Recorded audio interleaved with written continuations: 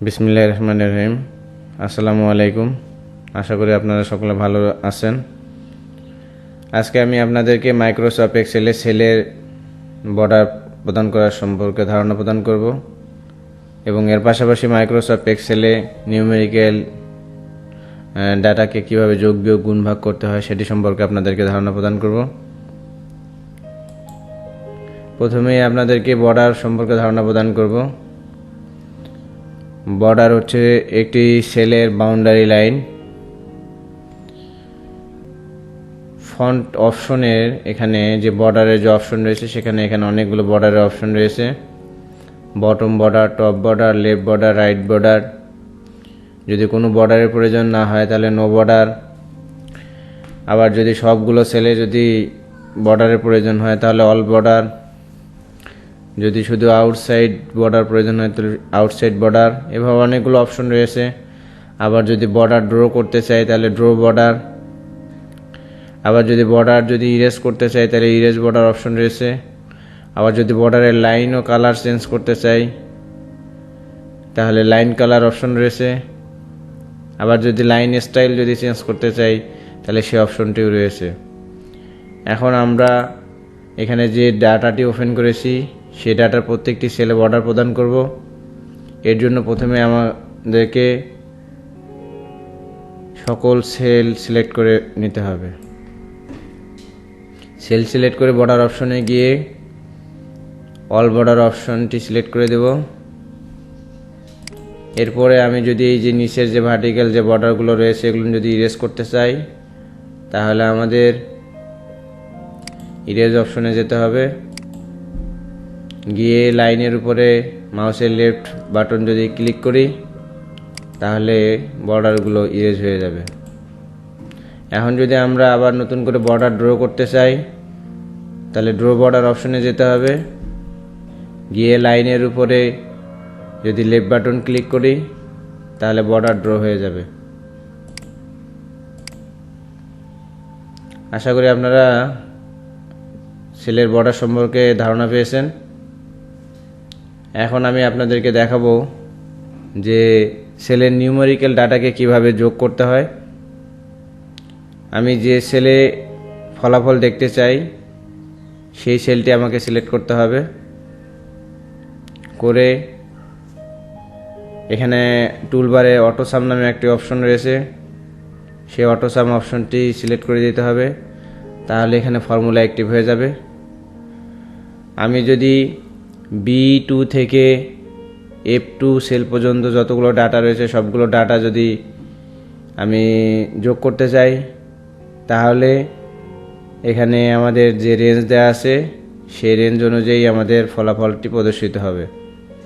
এখন যদি আমি F2 পর্যন্ত না দেখে আমি যদি E2 পর্যন্ত আমি যোগফল দেখতে চাই তাহলে এখানে এই ব্র্যাকেটের ভিতরে যে সেল রেঞ্জ আছে সেখানে আমাদের সেল আইডেন্টিটি টাইপ করে দিতে হবে। এখন আমি এই ফর্মুলার মধ্যে এডিট করেছি। আগে ছিল F2 পর্যন্ত, এখন হলো E2 পর্যন্ত। তাহলে আমাদের এখন ফলাফল B2 থেকে E2 পর্যন্ত যতগুলো ডাটা রয়েছে সেগুলোর যোগফল প্রদর্শিত হবে। যদি এখন এন্টার প্রেস করি তাহলে এই চারটি সেলের আমার যে যোগফল সেই যোগফলটা এখানে প্রদর্শিত হয়েছে। এখন যদি আমি পুরোটাই করতে চাই B2 থেকে F2 পর্যন্ত তাহলে আবার অটোসাম অপশনে যাই। গেলে এখানে F2 পর্যন্ত আছে, তাহলে এন্টার প্রেস করি তাহলে B2 থেকে F2 পর্যন্ত আমরা যে ডাটাগুলো রয়েছে সেগুলোর যোগফল আমরা পেয়ে যাব। এখন যদি পরের সেলেও একইভাবে করতে চাই ঠিক একই নিয়মে আমরা করতে পারবো, কিন্তু তা না করে যদি আমরা জাস্ট ফর্মুলাগুলো কপি পেস্ট করি আমরা যোগফল পাবো। যে সেলে আমরা প্রথমে ফর্মুলা ইনপুট করেছি সেই সেলকে কপি করে যদি আমরা পরের সেলে পেস্ট করি কন্ট্রোল V প্রেস করে তাহলে আমাদের যোগফল চলে আসবে। পরের সেলে যদি একইভাবে পেস্ট করি যোগফল চলে আসবে।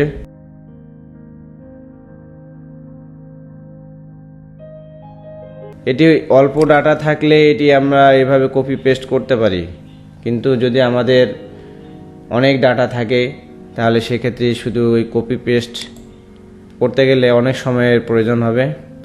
সেজন্য আমরা যেটা করতে পারি সেটা হচ্ছে যে আমরা ড্র্যাগ করে আমরা ফর্মুলাটা কপি করে দিতে পারি, তাহলে খুব সহজে আমরা একসঙ্গে অনেকগুলো সেল আমরা ড্র্যাগ করতে পারবো। এখানে আমাদের যে সেলটিতে আমরা ফলাফল দেখতে পাচ্ছি, এই ফলাফলের সেলটি রাইট কর্নারে আমরা মাউস পয়েন্টার নিয়ে গেলে এরকম একটা সাইন দেখাবে। যদি এই সাইনটি আসে তাহলে মাউসের লেফট বাটন প্রেস করে আমরা যদি নিচের দিকে ড্র্যাগ করি তাহলে কিন্তু আমাদের ফর্মুলাগুলো কপি হয়ে যাবে। দেখেন ফর্মুলা বারে দেখাচ্ছে যে B3 থেকে F3 পর্যন্ত, B3 থেকে F3 পর্যন্ত যতগুলো ডাটা রয়েছে তার যোগফল হচ্ছে এটা। পরের সেলে যদি যাই তাহলে এখানে দেখা যাচ্ছে B4 থেকে F4 পর্যন্ত যে সেলের ডাটা, B4 থেকে F4 পর্যন্ত যে সেলের ডাটা রয়েছে সেগুলোর যোগফল এইটাই। এখন যদি আমরা কলামের যোগফল যদি বের করতে চাই, মানে সবগুলো রোয়ের যোগফল যদি আমরা বের করতে চাই কলামে একদম নিচে, তাহলে সেক্ষেত্রে একইভাবে আমরা অটোসাম অপশনটি ব্যবহার করে আমরা করতে পারি। এখানে বলা আছে G2 থেকে G6, G2 হলো এইটা, G6 হলো এইটা, এর মাঝে যতগুলো সেল রয়েছে সবগুলো সেলের যোগফল প্রদর্শিত হবে। এখন যদি আমরা পাশাপাশি সেল এর যোগফল না বের করে যদি আমরা একটু দূরে দূরে সেল যদি আমরা যোগ করতে চাই তাহলে সেক্ষেত্রে কি সাম ফর্মুলা ব্যবহার করলে হবে না? সাম ফর্মুলা ব্যবহার করলে হবে না। সেক্ষেত্রে আমাদের কি করতে হবে, যে সেলগুলো আমি যোগ করতে চাই সেগুলোর মাঝে আমাদের প্লাস যে অপারেটর রয়েছে নিউমেরিক্যাল অপারেটর, সেই অপারেটরটি ব্যবহার করতে হবে, তাহলে আমরা সেলের ডাটাগুলোকে যোগ করতে পারবো। এর জন্য প্রথমেই আপনাদেরকে মনে রাখতে হবে যে কোনো ফর্মুলা মাইক্রোসফট এক্সেল ইউজ করতে গেলে প্রথমেই আপনার ইকুয়াল সাইন ব্যবহার করতে হয়। এখন আমি যদি B2, D2 এবং F2 এই তিনটি সেল যদি যোগ করতে চাই তাহলে কিভাবে যোগ করতে পারি? প্রথমে আগে B2 আমাকে সিলেক্ট করতে হবে, তারপর মাঝখানে প্লাস অপারেটর দিতে হবে, তারপরে D2 সিলেক্ট করতে হবে, আবার প্লাস অপারেটর দিতে হবে, আবার হলো F2 সিলেক্ট করতে হবে। এন্টার প্রেস করলে আমাদের এই তিনটি সেলের যে যোগফল সেটি আমাদেরকে দেখাবে। তাহলে আমরা বুঝতে পেরেছি যে যদি ভিন্ন ভিন্ন জায়গার সেল যদি আমাদের যোগ করতে হয় তাহলে আমাদের প্লাস অপারেটর ব্যবহার করে যোগ করতে হবে। এখন আমরা দেখব যে কিভাবে মাইনাস করতে হয়, মানে বিয়োগ করতে হয়, সেটি আমরা দেখব এক সেল থেকে আরেক সেল কীভাবে বিয়োগ করতে হয়। এর জন্য প্রথমে ইকুয়াল সাইন ব্যবহার করতে হবে, এরপরে যে সেলটি থেকে আমরা বিয়োগ করব সেই সেলটি সিলেক্ট করতে হবে, তারপরে মাইনাস অপারেটর ব্যবহার করতে হবে, এরপরে যে সেলটি আমরা বিয়োগ করতে চাই সেই সেলটি আমাদের সিলেক্ট করে দিতে হবে, তারপরে এন্টার প্রেস করব। আমাদের বিয়োগ হয়ে গেছে। এভাবে আমরা বিয়োগের কাজ করতে পারবো। এরপরে যদি আমরা ভাগ করতে চাই তাহলে যে সেলকে আমরা ভাগ করব সেটি আগে সিলেক্ট করতে হবে, তারপর কিবোর্ড থেকে এই সিম্বলটি ব্যবহার করতে হবে, তারপরে যে সেল দিয়ে ভাগ করব সেই সেলটি সিলেক্ট করতে হবে, তাহলে আমরা ভাগও করতে পারবো। এখন দেখব আমরা কিভাবে মাল্টিপ্লাই করতে পারি।